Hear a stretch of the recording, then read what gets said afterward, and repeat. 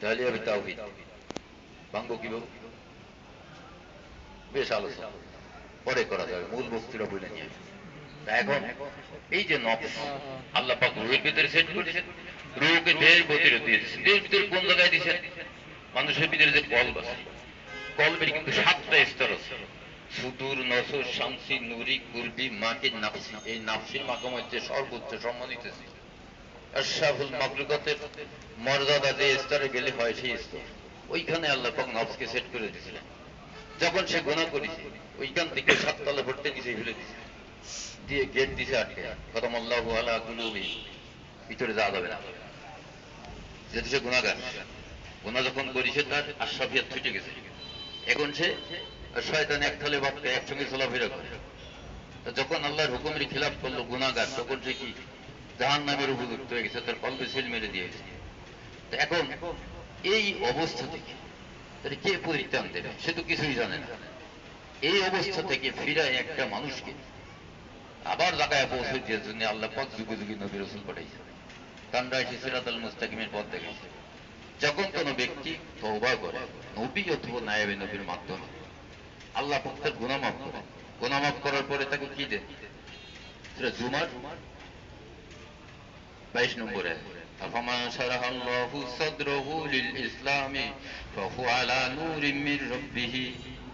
আমি আল্লাহ ইসলামের জন্য, দ্বীনের জন্য যার কলকে খুলে দিয়েছি, সে আমার পক্ষ থেকে নূর প্রাপ্ত হয়ে আলোকিত হয়েছে। তাহলে দ্বীনের জন্য কলকে খোলা জরুরি। কথা বোঝা গেল? এই কলবের গেট খুলে দিলেন আল্লাহ। যখন তার গুনাহ মাফ হয়েছে নবী অথবা নায়েবে নবীর মাধ্যমে, তখন তাকে আল্লাহ পাক গুনাহ মাফ হওয়ার সঙ্গে সঙ্গে কল পবিত্র হয়েছে। এখন আল্লাহ প্রত্যেক নূর দান করেছে, আর তার কলবের সিল কেটে দিয়ে কলকে খুলে দিয়েছে। একে বলে আলাম নাশরাহ লাকা সাদরাক। আফামান শারাহাল্লাহু সাদরাহু, এই শারাহা মানে খুলে দিয়েছে। এই যে নসরের মাধ্যমে ঢুকলো নফস, নূর নিয়ে এই রাস্তায় সে কোনোদিন চলেনি। এর এক একটা স্তর 7 আসমান যেরকম দূরত্ব, এর একটা স্তর ওইরকম দূরত্ব। প্রত্যেকটা স্তর 500 বছরের রাস্তা। একটা পাথর যদি ছেড়ে দিয়ে আসমান থেকে 500 বছর লাগবে জমিনে পড়তে, কত দূর। তওবা করে যখন তওবার সঙ্গে সঙ্গে আল্লাহ তার গুনাহ মাফ করে দেন, তার 500 বছর আগায় দেন, নসরে ঢুকায় দেন, তাহলে থাকবো 3000 বছরের রাস্তা।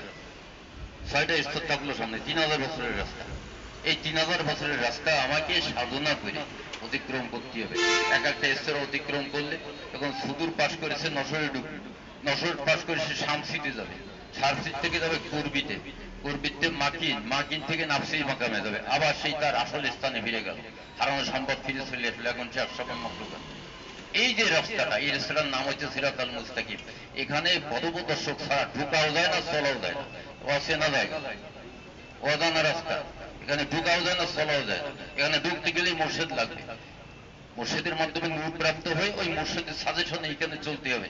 একথা আল্লাহ কোরআনে সূরা মায়দা 35 নম্বর আয়াতে বলতেছে, ইয়া আইয়ুহাল্লাযীনা আমানুত্তাকুল্লাহ ওয়াবতাগু ইলাইহিল ওয়াসিলা ওয়াজাহিদু ফি সাবিলিহি লাআল্লাকুম তুফলিহুন। সাদাকাল্লাহুল আযীম। আল্লাহ পাক বলে দিলেন যে তুমি যদি রাস্তায় চলতে হয়, তোমার পথের সঙ্গী দরকার। এমন একজন লোকের কাছে যাও, যিনি এই রাস্তায় চলে পথ অতিক্রম করে সফলতা লাভ করেছেন, লক্ষ্যে পৌঁছেছেন, তার কাছে যাও। উনি যেভাবে সাজেশন দেয়, সেই সাজেশন মতো তুমি আমল করো, তুমি সফলতা লাভ করতে পারবে। তা যে ব্যক্তি এই 3500 বছরের রাস্তা ক্রস করে তো জায়গায় ফিরে গেল, আল্লাহ যে তাকে আশরাফুল মাখলুকাতের মর্যাদা দিয়েছিলেন, ওই জায়গাটা সে ফিরে গেল। এখন সে আল্লাহর প্রতিনিধি। আল্লাহ পাকের গুণের বিকাশ, সে তার থেকে আল্লাহ পাকের গুণ ক্ষমতা প্রকাশ পায়। হেদায়েতের নূর বিতরণের, হেদায়েতের নূর, হেদায়েত দেওয়ার দায়িত্ব আল্লাহ পাকের। কিন্তু আল্লাহ পাক তার বাড়ির সামনে যেয়ে বলেছে, ওই আব্দুর রহমান গেটে আমি তো হেদায়েত নিয়ে কারো বাড়ির সামনে গেছি? যাই নাই। কিন্তু আল্লাহর প্রতিনিধি গেছে, রসুল গেছেন, নায়েবে রসুল্লাহ গেছেন। তাদের মাধ্যমে আল্লাহ পাক এই কাজটা করেন। তাদেরকে আল্লাহ নির্বাচিত করেছেন, তাদের মাধ্যমে এই কাজটা করেন। তাহলে সিরাতাল মুস্তাকিম কি, কোথায় অবস্থিত, কিভাবে সেখানে ঢোকা যাবে, কিভাবে ওই পথে চলা যাবে, আমরা একটা ধারণা পাইছি কি পাইনি? তো আল্লাহ পাক আমাদেরকে এই সংক্ষিপ্ত আলোচনা জেনে শুনে বুঝে মনে রাখার তৌফিক দেন, আমল করার তৌফিক দেন, আমল যেন আল্লাহর দরবারে কবুল হয় সেই তৌফিক দেন। আর আল্লাহ পাক আমাদের সকলকে সিরাতুল মুস্তাকিমে কবুল করেন বলে আমিন। তো আমি তো অসুস্থ, এই জন্য বেশি কথা বলবো না। আমি এতটুকু কথা যা বললাম একটু খেয়াল করে মনে রাখতে পারলে